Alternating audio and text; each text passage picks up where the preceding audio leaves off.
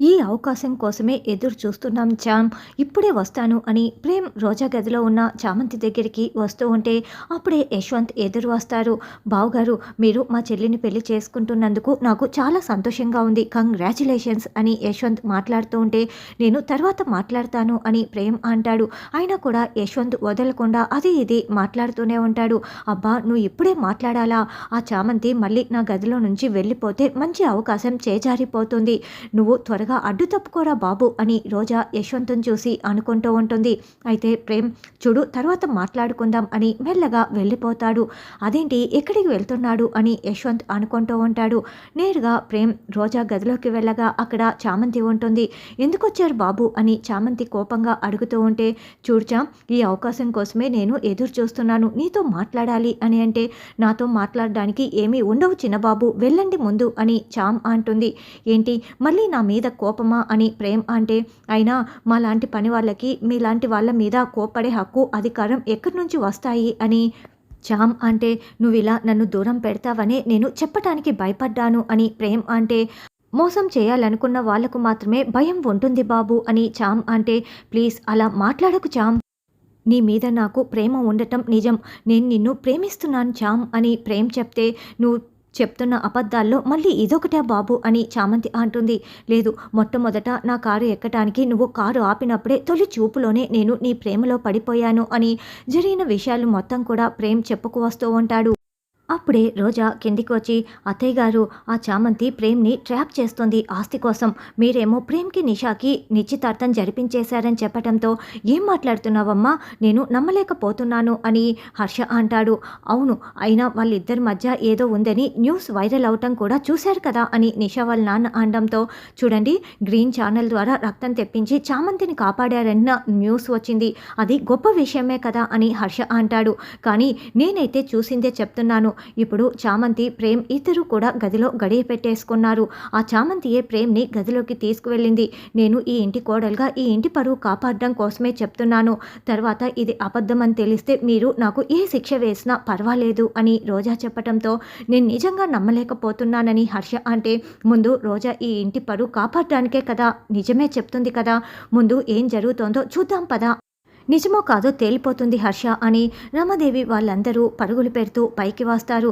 చూడ్చాం, ఇప్పటికీ నేను నిన్ను ప్రేమిస్తున్నాను. నువ్వు రాసిన ప్రేమలేఖ కూడా నేను చదివేశాను. నువ్వు నన్ను ప్రేమిస్తున్నావని నాకు అర్థమైంది. నిషాతో అనుకోకుండా నిశ్చితార్థం జరిగిపోయింది అని ప్రేమ్ ఎంత వేడుకుంటున్నా కూడా, చూడండి బాబు, నన్ను వెళ్ళనివ్వండి. ఇలా మనమిద్దరం గదిలో ఉండటం ఎవరైనా చూశారంటే చాలా పెద్ద ప్రాబ్లం అయిపోతుంది. ఎందుకంటే నిషా అమ్మగారితో మీకు నిశ్చితార్థం అయిపోయింది. మీరు యజమాని, నేను పని మనిషి అని చామ్ వెళ్ళటానికి ప్రయత్నిస్తూ ఉంటే, ప్లీజ్ చామ్ అంటూ ప్రేమ్ చేతులు పట్టుకొని బతిమలాడడంతో ఇద్దరు వాళ్ళు బెడ్పై పడిపోతారు. సరిగ్గా అప్పుడే రమాదేవి వచ్చి డోర్ ఓపెన్ చేస్తుంది. ఇక అందరూ చాలా షాకింగ్గా వాళ్ళిద్దరిని చూస్తూ ఉంటారు. రమాదేవి వెంటనే ఒసేయ్ అని గట్టిగా రాక్షసులా కేకలు పెడుతూ ఉంటుంది. ఒసేయ్ నిన్ను అంటూ చామంతి జుట్టు పట్టుకొని రమాదేవి లాక్కు వెళ్తూ ఉంటుంది. మామ్, నేను చెప్పేది విను, అమ్మ నేను చెప్పేది విను అని ప్రేమ్, అమ్మగారు నేను చెప్పేది విను అని చామంతి ఇద్దరు మాట్లాడుతున్నా కూడా అస్సలు వినకుండా రమాదేవి చామంతి జుట్టు పట్టుకొని కిందికి లాక్కు వస్తుంది. రమా, ఏం చేస్తున్నావు నువ్వు అని హర్ష అంటే, ఎవ్వరూ మాట్లాడొద్దు అంటూ రమాదేవి గట్టిగా అరుస్తూ ఉంటుంది. వెంటనే చామ్ని కింద తోసేస్తుంది. ఇక కింద పడిపోయిన చామంతి ఏడుస్తూ ఉంటే యశ్వంత్ ప్రేమ్ ఇద్దరు చాలా బాధగా చూస్తూ ఉంటారు. నిషా రోజా మాత్రం చాలా సంతోషంగా చూస్తూ ఉంటారు. రావే, నిన్ను చంపి పాతరేయాలి అంటూ రమాదేవి చామంతి చెంపలు రెండింటినీ కూడా పగలగొట్టేస్తుంది. అమ్మగారు, నేనేమీ చేయలేదు, మీరు అనుకుంటున్నట్లు ఏమీ జరగలేదు, ఒక్కసారి నేను చెప్పేది వినండి అని చామంతి ఏడుస్తూ ఉంటుంది.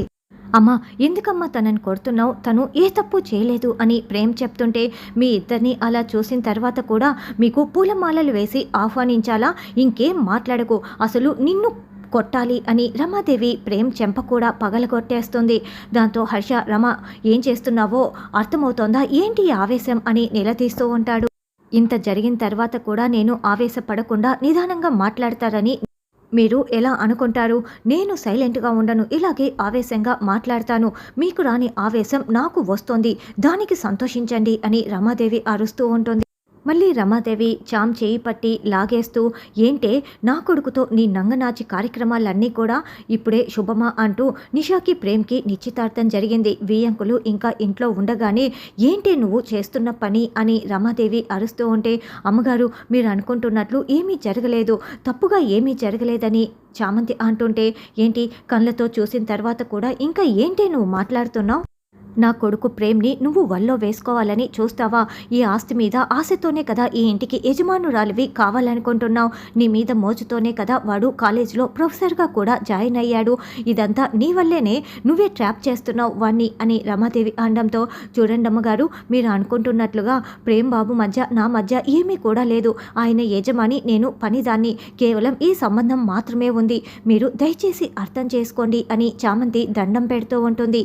ఏంటే నాకు కాబోయే భర్తతో నువ్వు సరసాలాడుతూ నువ్వు వల్లో వేసుకుంది కాక మళ్ళీ బుకాయిస్తూ మాట్లాడుతున్నావు అని నిషా చామ్ని నిలదీస్తూ ఉంటే, చూడు నిషా, మా మధ్య ఏ తప్పు జరగలేదు, మేము తప్పుగా కూడా మాట్లాడుకోలేదు, అరవకు అని ప్రేమ్ అంటాడు. లేదు, మీరు తలుపులు వేసుకొని సరసాలాడుకుంటున్నారు అని నిషా అరుస్తూ చామ్ చెంప పగలగొడుతుంది. అయ్యో మా మధ్య ఎలాంటి తప్పు జరగలేదు, మీరు అనుకుంటున్నట్లు మేము తప్పుగా మాట్లాడుకోలేదు అని చామంతి ఎంత చెప్తున్నా కూడా, ఆంటీ ఇలాంటిది ఈ ఇంట్లో ఒక్క నిమిషం కూడా ఉండనవసరం లేదు. నిశ్చితార్థం జరిగి హాఫ్ డే కూడా కాలేదు, ఈ ప్రేమ్ని ఈ చామంతి ఎలా ట్రాప్లో వేసుకుందో చూస్తున్నారు కదా అని నిషా అంటుంది. చూడు నిషా, నీకు చెప్తుంటే అర్థం కావటం లేదా? చామంతి నన్నేమి ఆ గదికి రమ్మని పిలవలేదు అని ప్రేమ్ చెప్తూ ఉంటే, అవును చామంతి గురించి నాకు చాలా బాగా తెలుసు అని యశ్వంత్ అంటాడు. బాబు మీరు నా గురించి తప్పుగా అర్థం చేసుకుంటున్నారా? నా మీద ఒట్టు వేసి చెప్తున్నాను, నేను ఎలాంటి తప్పు చేయలేదు అని చామంతి తన మీద ఒట్టు వేసుకొని హర్షకి విన్నవించుకుంటూ ఉంటుంది. అవును నిషా, నువ్వు కావాలనే ఇలా చేస్తున్నావు. చామంతి అంటే నీకు అసలు నచ్చదు. తన్ని ర్యాగింగ్ చేసి కాలేజీలో కూడా చాలాసార్లు ఏడిపించావు. చామంతి ఎలాంటి మంచిదో నాకు చాలా బాగా తెలుసు అని యశ్వంత్ అంటే, రే ఇలాంటి పని మనుషులు పైకి కనిపించినట్లు ఉండరు, మనసులో ఒకటి పెట్టుకొని పైకి ఇంకోలా ప్రవర్తిస్తూ ఉంటారు. నీకేమీ తెలీదు, నువ్వు నోరు మూసుకో అని నిషా వాళ్ళ నాన్న యశ్వంత్ని తిట్టడంతో యశ్వంత్ సైలెంట్ అయిపోతాడు. అసలు చామంతి నన్ను గదిలోకి రమ్మని పిలవలేదు, మేము గడియ పెట్టుకోలేదు, మీకు చెప్తుంటే అర్థం కావటం లేదా? ఒక్కోసారి మన కళ్ళు మనల్నే మోసం చేస్తాయి, ఇప్పుడు జరిగింది కూడా అదే అని ప్రేమ్ అంటే మీరిద్దరూ అలా బెడ్పై ఉండడం మేము చూసి భ్రమపడ్డాం అంటున్నావా ప్రేమ్ అని రోజా అనడంతో, అంటే ఇప్పుడు చామంతి నిన్ను రమ్మని చెప్పలేదు, నువ్వే వెళ్ళావా? చెప్పు ప్రేమ్ చెప్పు అని నిషా నిలదీస్తూ ఉంటుంది. అప్పుడు ప్రేమ్ మౌనంగా ఉండటంతో, చూస్తుంటే అర్థం కావటం లేదా? ప్రేమ్ మౌనంగా ఉంటాడంటేనే అర్థమవుతోంది ఈ చామంతియే రమ్మని చెప్పింది అని రమాదేవి అంటుంది. లేదమ్మగారు అని చామంతి ఏడుస్తూ ఉంటే, ఏయ్ ఇంకొక మాట మాట్లాడావంటే చంపి పాతరేస్తాను, నీ గొంతు వింటుంటేనే నాకు ఇరిటేషన్గా ఉంది అని రమాదేవి అరుస్తూ ఉంటే, అమ్మగారు అంటూ చంద్రిక మాట్లాడుతూ ఉంటుంది. ఏయ్ ఆపవే, ఒక పని మనిషికి ఇంకో పని మనిషి సపోర్టా, నోరు మొయ్యవే అని రమాదేవి తిడుతూ ఉంటుంది. చూడండి, చామ్ నన్నేమీ పిలవలేదు, నేను నార్మల్గా ఆ గదికి వెళ్ళాను, చామ్ అక్కడ పని చేసుకుంటూ ఉంది. చామ్ వెళ్తూ ఉంటే పొరపాటున కాలు స్లిప్ అయ్యి కింద పడిపోతూ ఉంటే నేను పట్టుకున్నాను, అదే మీరు చూశారు, ఇంతకు మించి ఇంకేమీ జరగలేదు అని ప్రేమ్ చెప్తే, లేదు చామంతి మిమ్మల్ని గదిలోకి రమ్మని పిలిస్తేనే, లెటర్ రాస్తేనే మీరు వెళ్ళారు అని రోజా అంటుంది. నేను ఎలాంటి లెటరు రాయలేదు అని చామంతి అంటే, అవునని ప్రేమ్ అంటాడు. లేదు, నీ కళ్ళు అబద్ధం చెప్తున్నాయి ప్రేమ్, ఖచ్చితంగా చామంతి లెటర్ రాసి పిలిస్తేనే నువ్వు ఆ లెటర్ చదువుకొని వెళ్ళావు. సార్ ఒకసారి మీ తమ్ముడి పాకెట్ చెక్ చేయండి అని రోజా అంటే, అరుణ్ ముందుకు వస్తుంటే, నా దగ్గర ఎలాంటి లెటర్ లేదని చెప్తున్నా కదా అని ప్రేమ్ అరుస్తూ ఉంటాడు. ఇంత జరిగిన తర్వాత నీ మాటలు ఎవరు కూడా నమ్మరు, చెక్ చేయాల్సిందే అని రమాదేవి అంటుంది.